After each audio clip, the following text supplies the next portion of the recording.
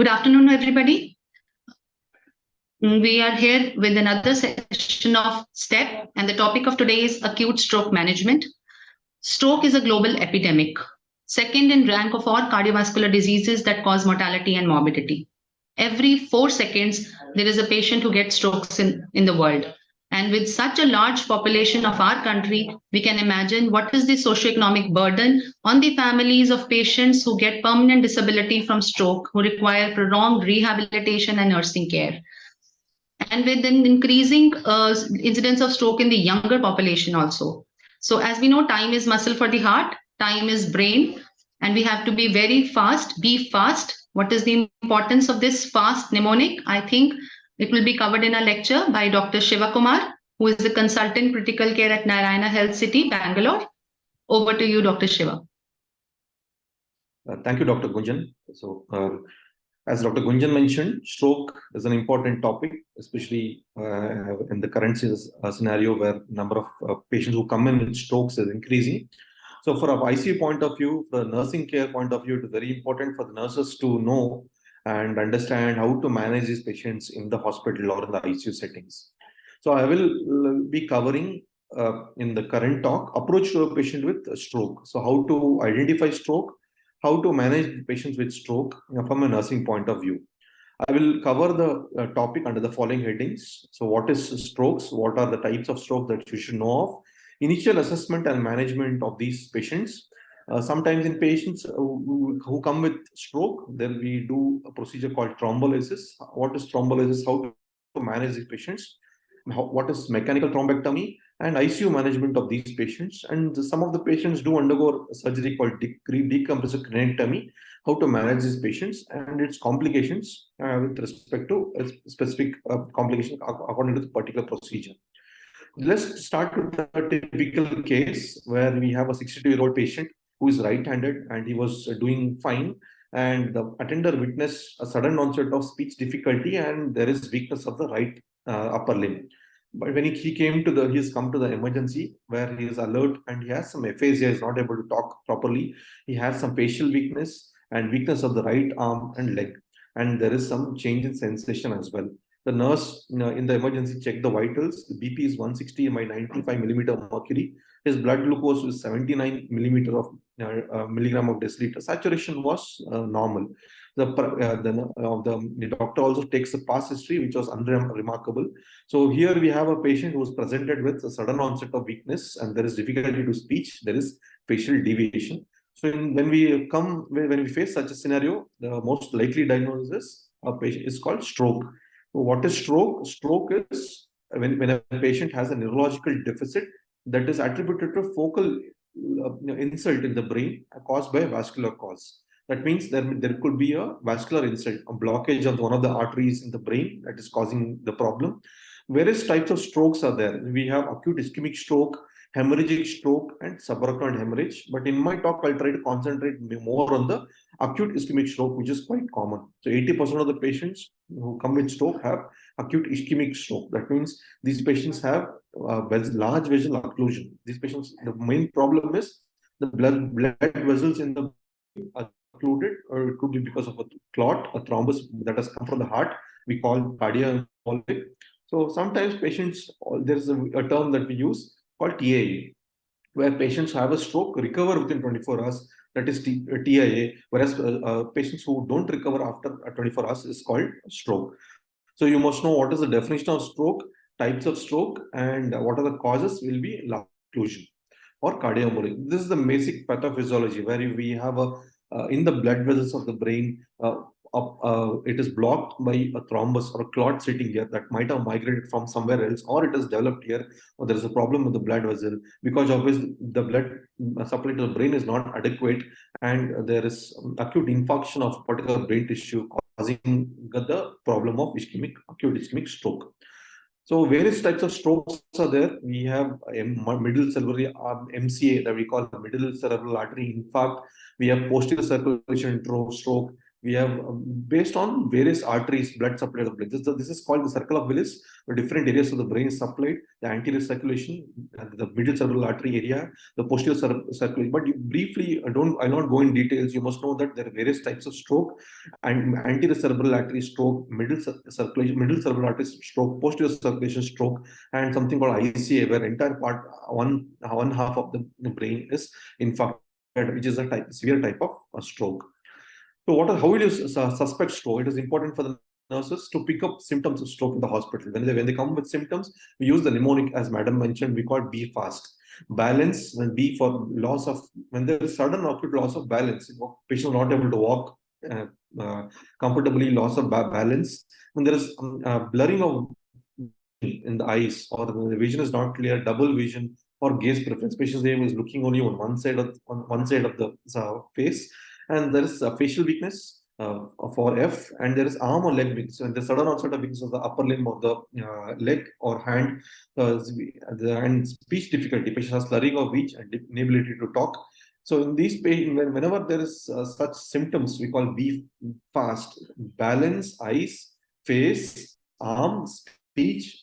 So it is, when we T is for time, when we have any patient when we diagnose stroke, it is important to identify the symptoms and alert the doctor immediately, because every time we lose, in a patient with stroke, the neurons are going to die, and just like a patient with heart attack, myocardial ischemia.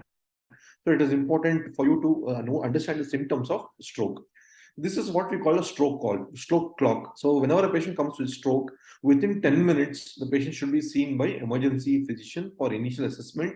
And within 15 minutes, the patient should be seen by the stroke team, that is compromised of neurology, intensive care, radiology. Within 25 minutes of suspicion of stroke, the patient should undergo a CT brain, and within 45 minutes, the CT scan result should be available. And within 60 minutes, if the patient is amenable for a treatment called fibrinolytic therapy, the patient should receive the treatment within 3 years of onset of symptoms. Or else, as we lose time, the patient will not be eligible for this treatment called fibrinolytic therapy, and we are going to lose the effect of this fibrinolytic therapy in salvaging the brain tissue. Time is brain. Every minute we lose in diagnosing the patient, or delay happens due to some other cause, many brain cells will die during this. So every 10 minutes, 1 hour, I can see that within 1 hour, a lot of brain tissues, there's infarcted 3 hours. So it is important for the nurses to pick up the symptoms and alert the doctor immediately, so that treatment can be started at an early time. So there are stroke mimics, various types of stroke mimics that use. We have hypoglycemia, hyperglycemia. Whenever the blood sugar drops, or it's on the higher side, or normal, or on the higher side, so patient they can present with stroke symptoms. So it is important for you to check. Yes, sometimes patient has seizure. It can also come with stroke-like symptoms. Patient has migraine, can be stroke. They can present like stroke. Patient has a brain tumor. They can come with stroke-like symptoms. Whenever there is infection in the brain called meningitis, encephalitis, can come with stroke-like symptoms. So also, whenever the patient has hyponatremia, reduced blood sodium, can come with stroke-like symptoms called stroke mimics that you should be aware of. Initial evaluation is, whenever a patient suspected comes to the emergency, it is medical stability. Patient should have airway, there should be assessment of airway, breathing, circulation, just like any other patient. And the most important question that the doctor will ask is the patient eligible for IV thrombolysis or mechanical thrombectomy? So if the GCS is low, less than 8, not able to maintain airway, a lot of secretions, gasping, then definitely patient should undergo intubation, that is mechanical. Patient will require intubation and should be started on mechanical ventilation. So you give oxygen, you check the saturation, less than 94%, you supplement oxygen. And it is important to take the history, what time, when was the last time the attenders noticed the patient was normal, or when did the symptoms start. So it is important for us to make decisions regarding treatment of thrombolysis. So from a nursing point of view, it is important for you to attach ECG monitor. When a patient comes with stroke, you'll have to attach ECG monitor, check the NIBP, because BP is important for management of stroke. I'll come in the next slides. Management of saturation less than 94%, attach oxygen, look for the heart rate. Okay, if the GCS is low, prepare for intubation, help the doctors keep the intubation things ready, drugs ready for intubation. And in the meantime, you can secure an IV line. You can take blood samples for first thing that we'll check is finger prick, GRBS. So if it is high or low, you alert the doctor and treatment should be given accordingly. You can send off samples for kidney test, renal function test, complete blood count. We're looking at platelet count and PT-INR test, and we don't have to wait for the reports to continue further treatment. If the patient is very drowsy, aspirating, after intubation, you can place NG tube or Foley's. But if we think that the patient is going for a thrombolysis, only peripheral line insertion is adequate. We don't have to do extra.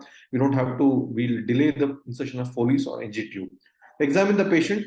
So check the GCS. How is he conscious? Is he responding to commands? Look for deficits, which arm, which leg is not moving. Assess the speech, how well is he talking. Check the pupils, is there any pupil asymmetry, inform the doctors. And in GCS, you can check what is the GCS score so that you can have a baseline, you can monitor the patient and inform the doctors accordingly. So from a nursing point of view, it is also important to examine the patient thoroughly. Patient might have a stroke and fall at home. So it is important for you to examine, expose the patient, look for any injuries or any fractures that might have been missed, or take care of the pressure. Patient with stroke with a high risk for bed sore development. So take care of pressure points, examine the back, patient is stable, look for pressure points. So any missed injury, tongue bite, patient might have a stroke and a seizure. So examine the tongue, any missed tongue bite that you're going to see. So weakness on the, also examine which hand, how much is the weakness, you examine for the weakness on the legs and document it in a chart and inform the doctor.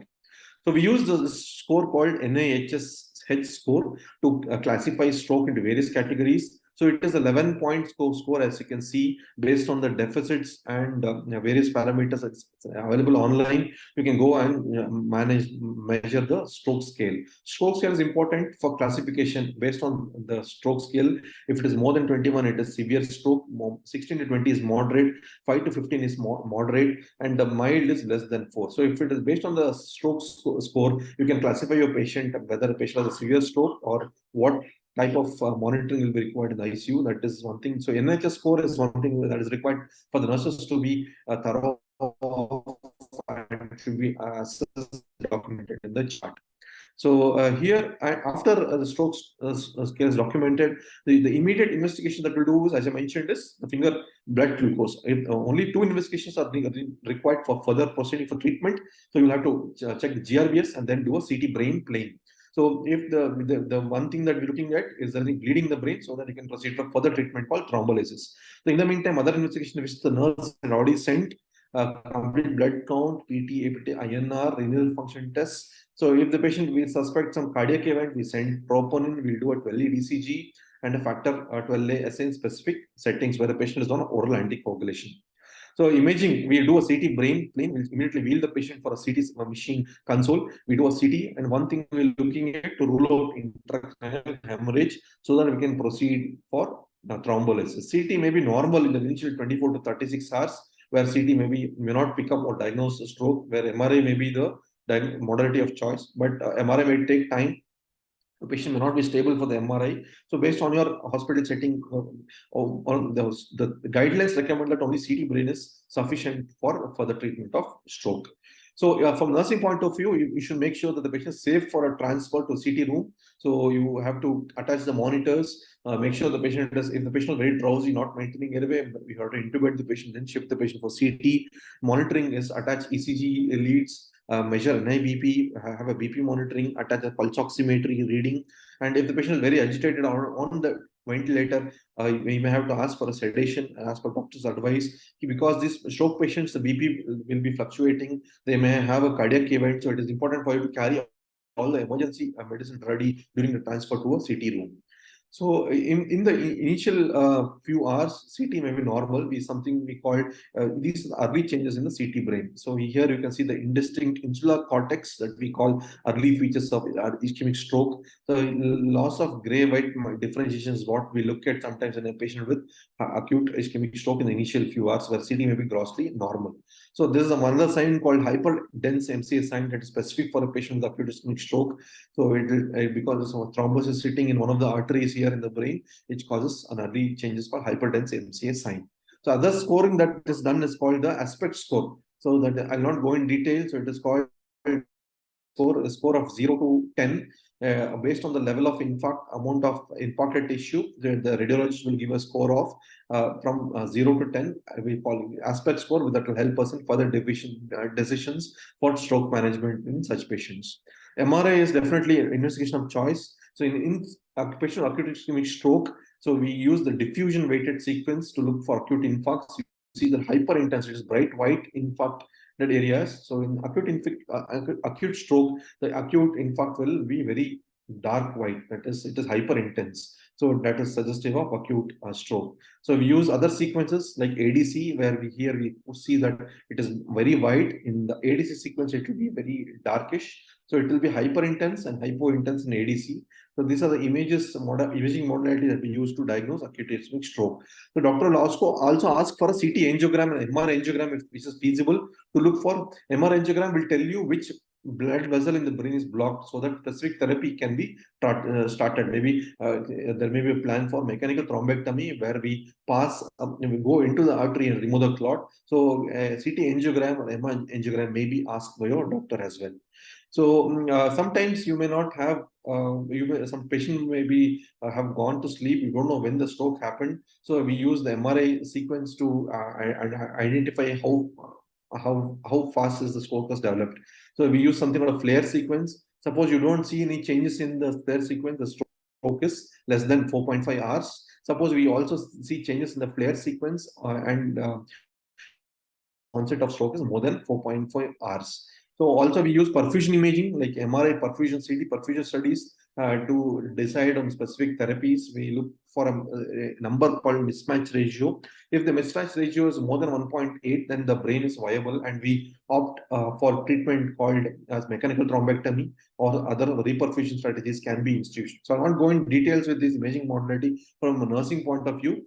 So we'll move on to the important treatment, that is IV thrombolysis. So the patient has come to your emergency, you have diagnosed acute stroke, and doctor is planned for IV thrombolysis. So indications are a clinical diagnosis of acute ischemic stroke with a measurable neurological deficit, and onset of symptoms should be less than 4.5 hours. So patient should be coming to your hospital within 4.5 hours of symptom onset.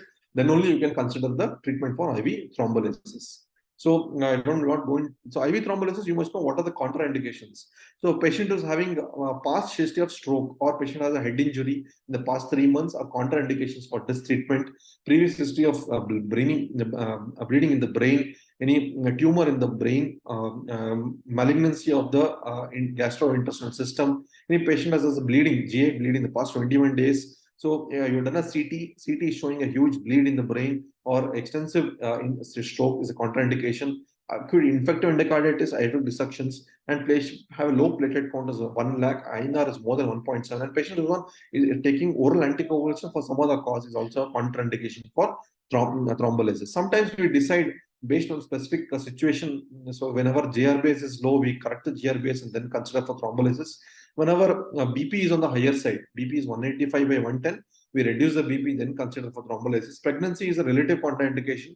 Patient who comes with seizure is also a relative contraindication.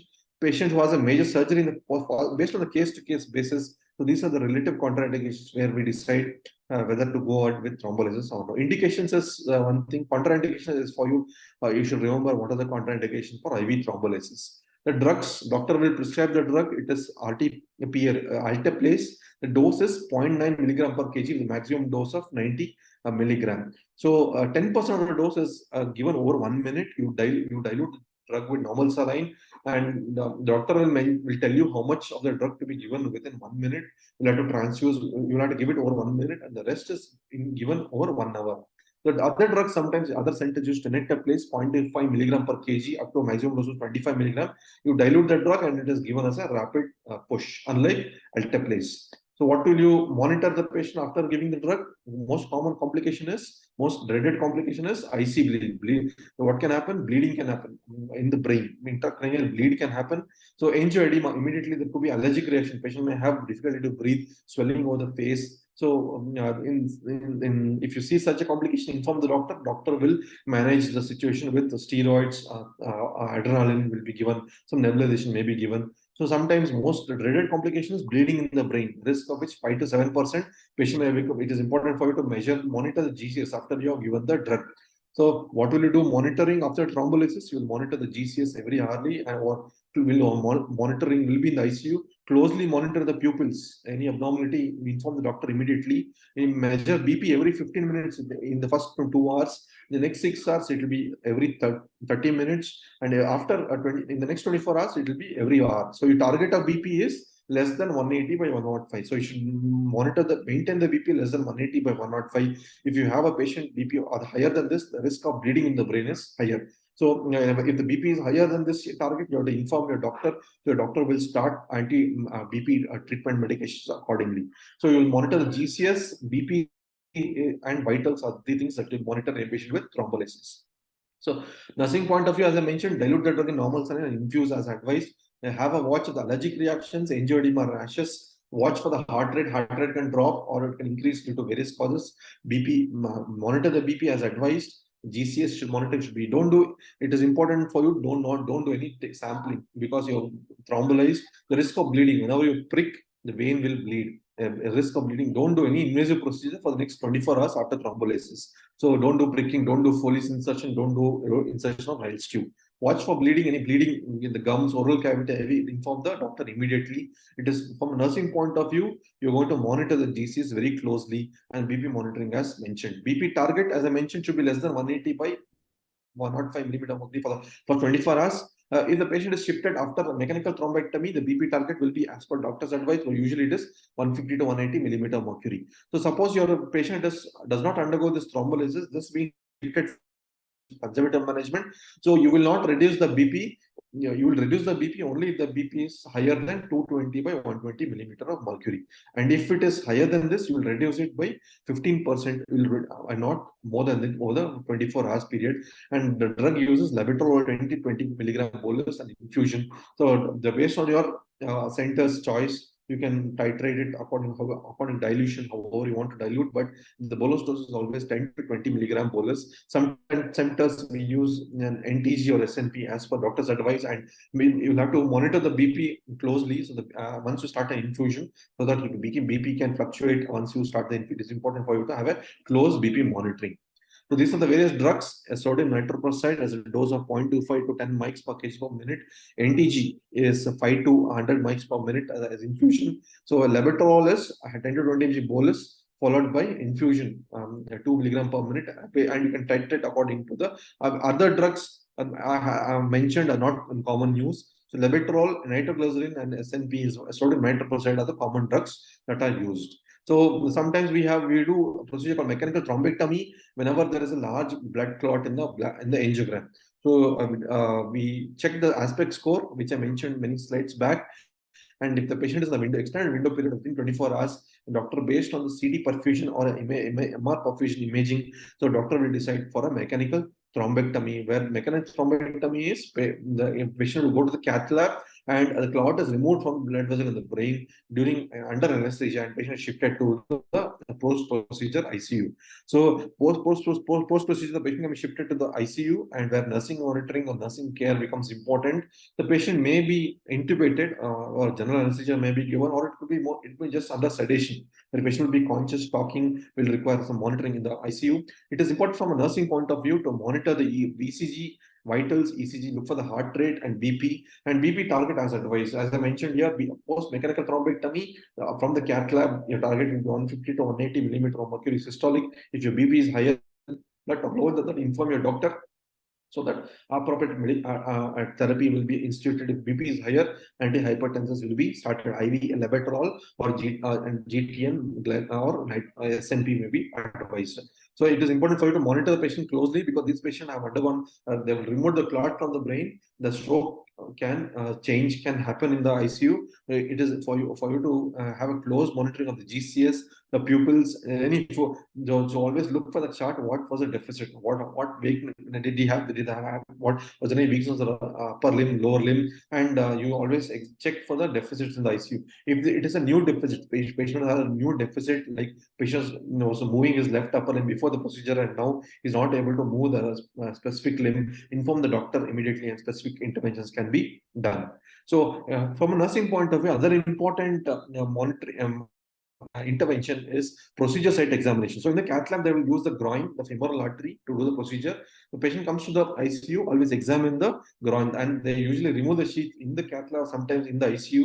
So examine the distant pulses, so especially lower limb, the dorsalis pedis or the popliteal pulses using the handheld Doppler, or look for, compare both sides, any loss, any temperature differences. And also important for you to look for any big hematoma at the site, or soakage of dressing with blood, and inform the cath lab team immediately, so that further complications can be avoided.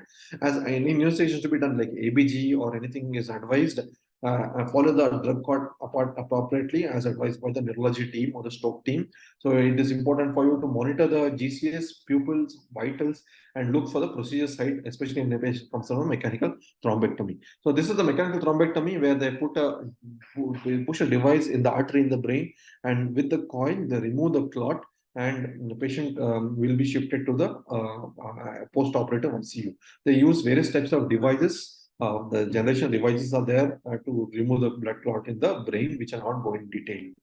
Other medical management, the glucose target. So it is important for nursing team to understand the glucose target. The target of glucose in these patients is 140 to 180 milligram per deciliter, not lower. If it is higher than 180, you start the patient on an insulin infusion. So, and treat fever. If the patient is having a fever or temperature more than 37, you treat with IV paracetamol treatment. Maintain euvolemia. So if there is a risk of DVT is there, after 24 hours of thrombolysis, the doctor will start on IV blood thinner medications, like enoxaparin or heparin. We started. Follow the doctor. Early physiotherapy and rehabilitation is found to be useful. Anti-edema you give only if there is evidence of. Then whenever we do CT showing brain edema, then we start on anti-edema measures, and we get the patient assessed by speech and swallow team whether the patient is fit enough to start feeding, and then early.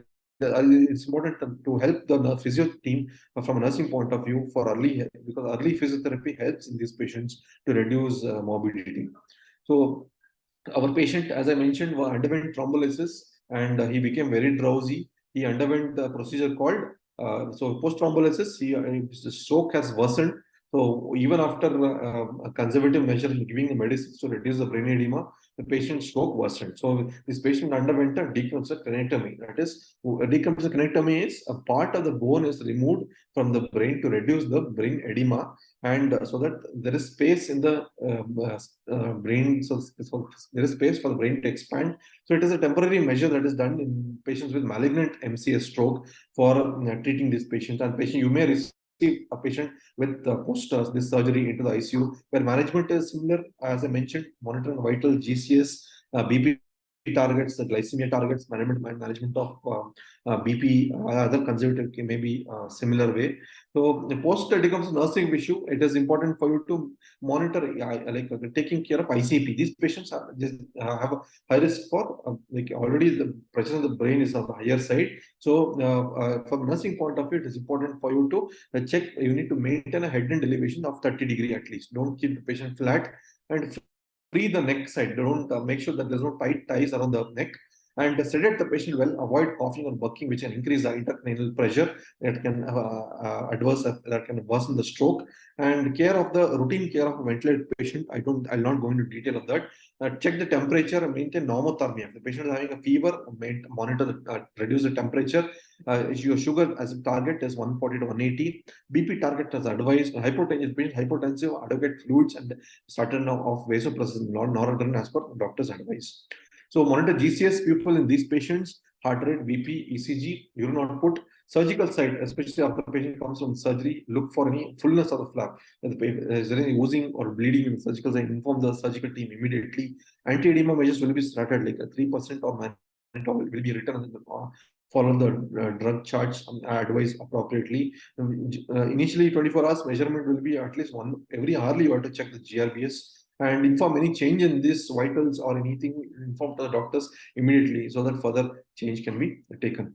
Antiplatelets, these patients, based on various trials, they start on both aspirin and clopidogrel. Some patients we start on aspirin based on the severity of the stroke and the risk of TIA. We start either single antiplatelet or dual antiplatelet after 24 hours after thrombolysis, or if there is no thrombolysis, we start on early based on the neurologist advice. So I'll not go.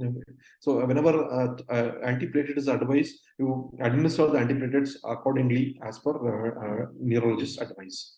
So this will be advised DVT anticoagulation, like to prevent DVT. So there is no role of therapeutic anticoagulation after the thrombolysis. So if the patient is having a stroke due to atrial fibrillation, the anticoagulation will be started after 2 weeks. If it is a stroke due to small infarct size, usually as per neurologist advice, anticoagulation will be a CT will be started, and CT will be done prior to starting anticoagulation. So from nursing point of view, you can also always follow the 2019 AHA guidelines for management of acute ischemic stroke. It is very easily given. There are various latest guidelines, but it is very easy to understand and follow the 2019 guidelines. So newer update will be coming this year or next year. So AHA guidelines is what we can follow. So to conclude the summary, we have completed the acute ischemic stroke identification of symptoms from the BFAST, identify the stroke symptoms, stroke management, whenever a patient comes to the emergency, how to assess the strokes. NHS stroke score is important, monitor, assess the GCS, the vitals, GRBS, getting a CT scan done. And if your patient is eligible for thrombolysis, patient will go for a thrombolysis.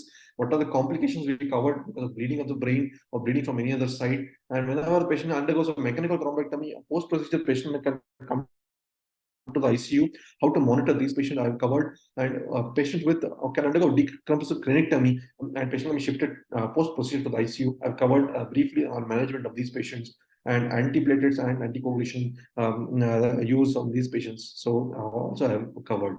Try to a brief gist of management of acute ischemic stroke from nursing point of view in the ICU or emergency is what I've covered. I'd like to thank ICCM for giving me this opportunity to talk in this forum of this topic. Any doubts, I can always happy to take the doubts.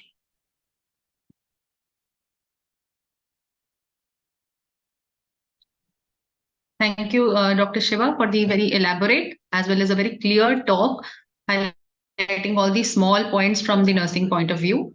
I request the audience to put their questions in the chat box, please, if there are any. So it is very important for the staff that when a patient of stroke comes, it is very important to check the blood glucose level, because as Dr. Shiva pointed out, hypoglycemia can mimic, and it is a contraindication to thrombolysis. So and it is a correctable cause. So we have to correct that hypoglycemia and to rule out whether that is causing the disability to the patient. Other thing that is apart from intubation, that is maintenance of the airway and breathing, other things can wait, apart from ABC. So the most important thing is to assess the patient, what are the indications, and is eligible for thrombolysis. So time is drained. Each minute, 2 million neurons are lost, and that will contribute to disability. So most of the centers will be having a stroke helpline or stroke number or stroke team. So you must be aware what is the number, where to call in your hospital, because time is crucial. Within 20 minutes, CT must be done. Team must be ready. Within 45 minutes, the CT must be seen. Within 60 minutes, if it has to be done, the thrombolysis has to be done to prevent late disability to the patient. I don't think there are any questions in the chat box. So no minute is to be wasted in this. And once the patient comes back to the ICU, important is monitoring of all the vitals, including the blood pressure. And most important is GCS, because the most dreadful complication, as sir highlighted, was bleed. And if there is a bleed, the first thing will be any drop in the GCS. So it has to be monitored very closely, and obviously no sampling of the patients for 24 hours. And if there is a craniectomy has been done, patient has been operated, then again GCS monitoring, and you have to maintain 7 normals: normal blood pressure, normal oxygen, normal carbon dioxide, normal electrolytes, normal temperature, normal glucose. These all things must be carefully monitored so that you can have a better outcome of the patient. Anything will now cause secondary injury. Again, there can be injury even after stroke, when these things which are preventable should be managed. You want to add on something, Dr. Shiva? Nothing, ma'am. From nursing point of view, I try to cover the basic things, as you mentioned. Sir, in Facebook Live, there is one question, sir. What is mechanical thrombectomy? So mechanical thrombectomy is a procedure when a patient comes with a stroke. So whenever if the patient is eligible for treatment, it is a procedure done in the cath lab, where we shift the patient to cath lab. The neurointervention radiology will pass a catheter into the brain from the groin, from the leg, in one of the arteries, and remove the blood clot in the brain, that is causing blockage of arteries in the brain.